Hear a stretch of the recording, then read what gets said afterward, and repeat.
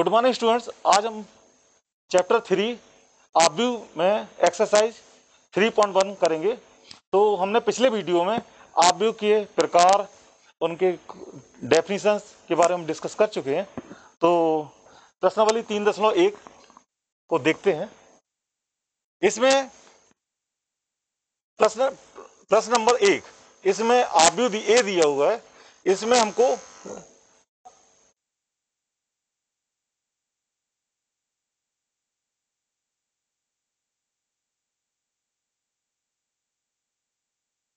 आव्यूह की कोटि चाहिए, ज्ञात करना है।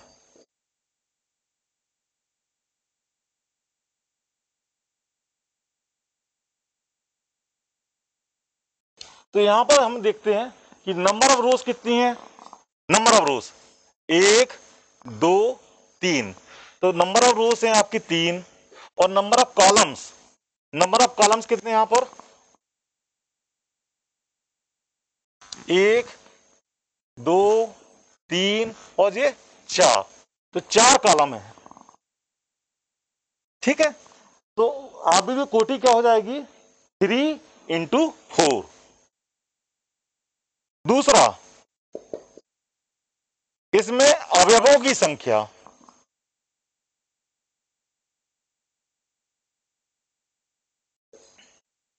तो आपकी जो कोटि है 3/4 कितना हो जाएगा 12। अवयवों की संख्या कितनी हो गई 12। तीसरा क्वेश्चन है, इसमें हमको इस अवयवों के मान बताना है। तो हम इसका तुलना इससे करते हैं, A11, A12, A13, A14, A21, A22, A23, A24, A31, 32, 33, 34। तो यहां देखना कि आप लोग कि पहला सफिक्स जो है 1 पहली रो में फिक्स है और ये क्या वेरी कर रहा है, सेकंड सफिक्स वेरी कर रहा है 1 2 3 4। दूसरे रो में पहला सफिक्स 2 लिखा हुआ है और दूसरी सफिक्स 1 2 3 4 है।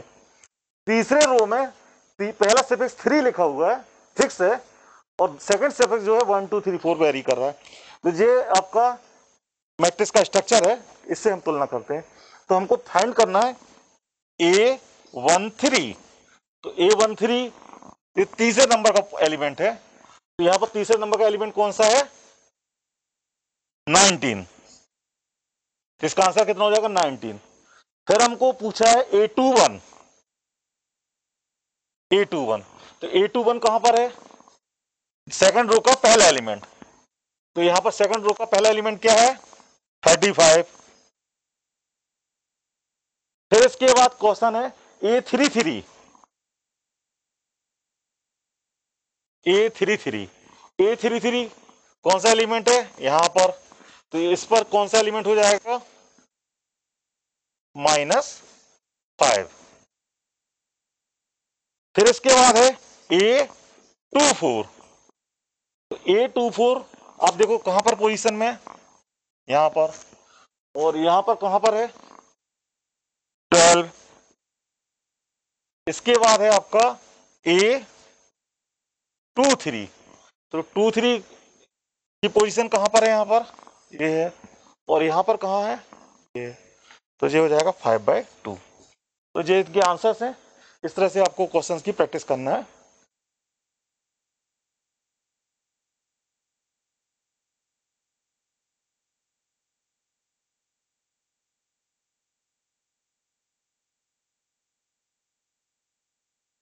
अब अगला क्वेश्चन है,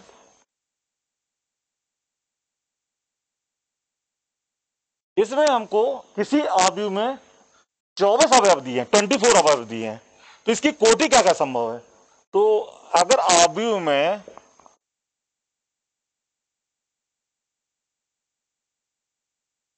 24 अवयव हैं तो इसकी कोटि क्या क्या संभव हो सकती है।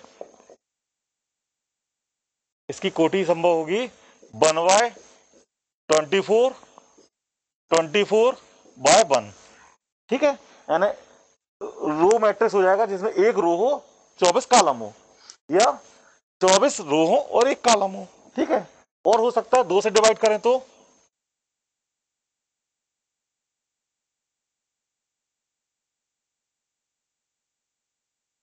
ठीक है।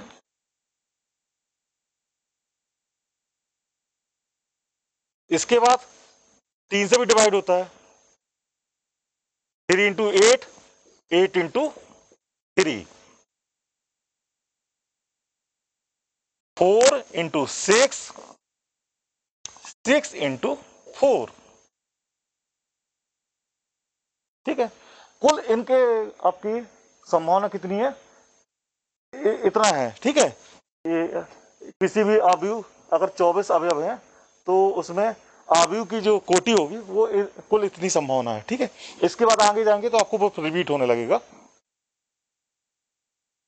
क्वेश्चन नंबर 3, इसका सॉल्यूशन है, किसी अवयव में 18 अवयव हैं तो इसकी कोटि क्या होगी। तो 18 है तो कोटि क्या होगी, 1/18 या 18/1, ठीक है। 2/9, 9/2, 3/6, 6/3। तो कुल इसकी संभावना जो है, आपको जो लिखा है इतना ही संभव है, इसके आगे संभव नहीं है, ठीक है। और यदि इसमें 5 अवयव हों, यदि अवयव में 5 अवयव हों तो कोटि क्या संभव होगी, 1 इंटू 5, 5 इंटू 1, क्योंकि 5 में और आप किसी संख्या से डिवाइड नहीं कर सकते, इसलिए इसकी कोटि 2 ही संभव है, ठीक है।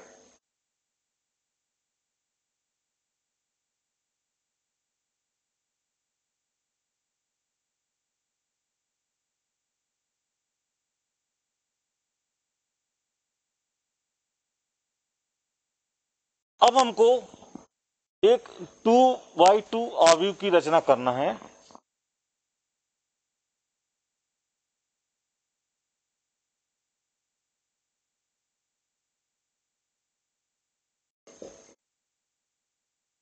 इसकी कोटि क्या है, ऑर्डर 2/2। इसका मतलब कैसा होगा जी, A11, A12, A21, A22, ठीक है। और क्या दिया हुआ है, AIJ equal I plus J का होल स्क्वायर अपॉन 2। तो हमको A11 फाइंड करना है।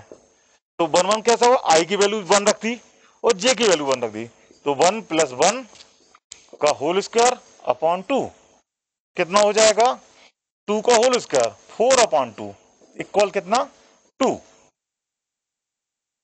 A12, 12 है ना, I = 1 और J = 2, इसका होल स्क्वायर अपॉन 2 कितना हो जाएगा, 3 का स्क्वायर 9/2। A21, तो I = 2 रख दिया और J = 1 रख दिया अपॉन 2 कितना हो जाएगा, 9/2।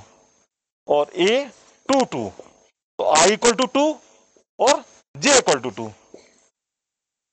कितना हो गया, 4, 4 का स्क्वायर 16/2 कितना, 8, ठीक है। तो यहां पर जो आंसर आएगा कितना हो जाएगा, A11 कितना पुट करेंगे, 2, A12 कितना है, 9/2, A21 कितना है, 9/2 और A22 कितना है, 8। ये आपका आंसर हो गया, क्लियर। इसी प्रकार से आपको सेकंड और थर्ड क्वेश्चन कर सकते हैं, तो इसको करके हमको चेक कराएंगे।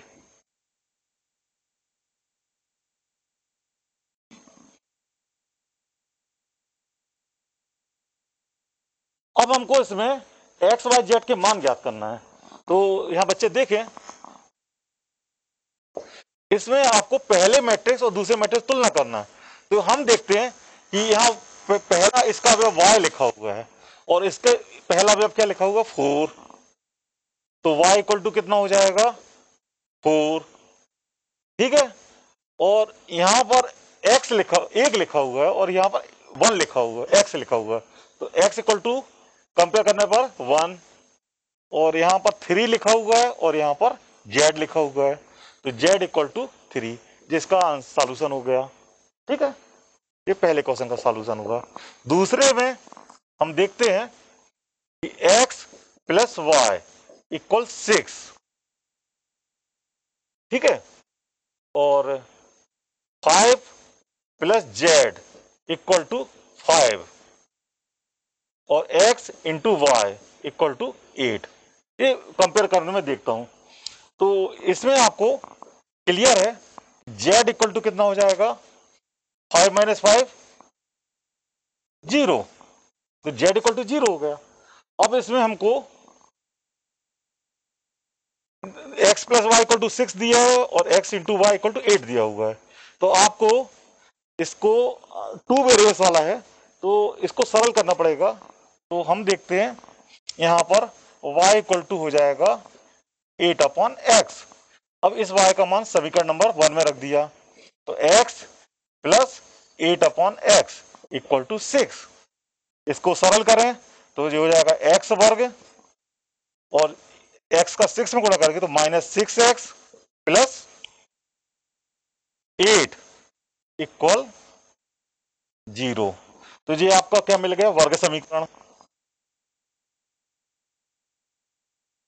वर्ग समीकरण है। अब वर्ग समीकरण को फैक्टराइज करना पड़ेगा, तो आपको 6 को 2 पार्ट्स में डिवाइड करना है, जिसमें दोनों का सम 8 आता है और मल्टीप्लिकेशन 8 आता हो और सम 6 आता हो। तो हम देखते हैं कि x square minus 2x minus 4x plus 8 equal 0। तो x कॉमन निकल गया तो x माइनस 2 और इसमें माइनस 4 कॉमन निकला तो x minus 2 equal 0। x equal minus 2 x minus 4 equal 0। इसका मतलब x इक्वल टू 2 एंड 4। ये x के दो मान पॉसिबल हैं 2 एंड 4। तो आपको x की और x की जब वैल्यू पता चल गई है तो y इक्वल टू कितना हो जाएगा 8 अपॉन, यदि x का मान 2 रखते हो तो 4, और यदि x का मान 4 लेते हैं तो 2, ठीक है। तो हमको यदि x का मान 2 लेते हैं, जैसे x y z के मान होंगे, तो यदि x का मान 2 लेते हैं तो y का मान 4 और z का मान तो 0 रहेगा, और यदि x का मान 4 लेते हैं तो y का मान 2 और z का मान 0। तो इस प्रकार से ये आंसर होंगे, ठीक है। तो इसको सभी बच्चे नोट कर लें। इसी प्रकार से तीसरा क्वेश्चन भी आपको करना है। तो तीसरे क्वेश्चन के लिए आपको ये तीसरा आंसर है x plus Y plus Z equal 9, x plus Z equal to 5, y plus Z equal to 7। तो यदि हम x plus Z 5, x plus Z equal to 5 रख देते हैं तो y इक्वल टू कितना हो जाएगा 9 माइनस 5 कितना हो गया 4, और y प्लस जेड यदि हम 7 रखते हैं तो x इक्वल टू कितना हो जाएगा 2, और x का मान 2 और y का मान 4 रखने पर 6 घटा देंगे तो z इक्वल टू हो जाएगा आपका 3। ये आपके आंसर आ गए। तो ये तीनों हमने क्वेश्चन कर दिए हैं, तो इसको अच्छे से नोट कर लो। और अब हम अगले क्वेश्चन पर आते हैं।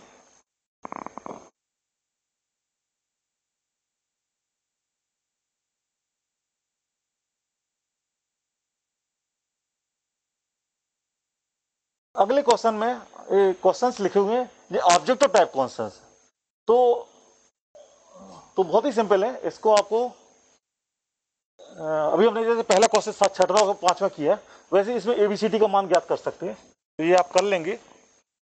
8वें में आपको वर्ग आव्यूह दिया है, तो इसमें हमको 4 विकल्प दिए हैं, तो इसमें चुनना है कौन सा विकल्प सही है। तो हम देखते हैं कि वर्ग आव्यूह में नंबर ऑफ रोज और नंबर ऑफ कॉलम्स दोनों बराबर होते हैं। तो इसका सही आंसर क्या हो जाएगा, m इक्वल टू n, क्योंकि इसमें रो m है और नंबर ऑफ कॉलम्स n है, दोनों बराबर होते हैं। इसमें हमको x y के प्रदत्त मानों के लिए आव्यूह में निम्नलिखित योग में बराबर है, समान है। तो इसको बराबर करके जैसे अभी हमने पांचों छठवां को, वैसे ही इसको करके आप इसके आंसर देख सकते हैं। 10वें क्वेश्चन में आपको 3/3 कोटि के ऐसे आव्यूह की कुल कितनी संख्या होगी जिनकी प्रत्येक प्रविष्टि 0 हो। तो हर 3/3 कोटि का आव्यूह होता है, उसमें 9 अवयव होते हैं, 9 एलिमेंट्स होते हैं। तो हर एलिमेंट को पर या तो 0 रख सकते हैं या 1। तो इसका जो आंसर होगा 2 × 2 9 टाइम्स, तो 2 की पावर 9 ये इसका आंसर होगा। और 2 की पावर 9 कितना होता है, 5/2। तो इसका सही आंसर कितना हो जाएगा, 5/2। ठीक है, तो ये आपकी एक्सरसाइज कंप्लीट होती है। Thank you.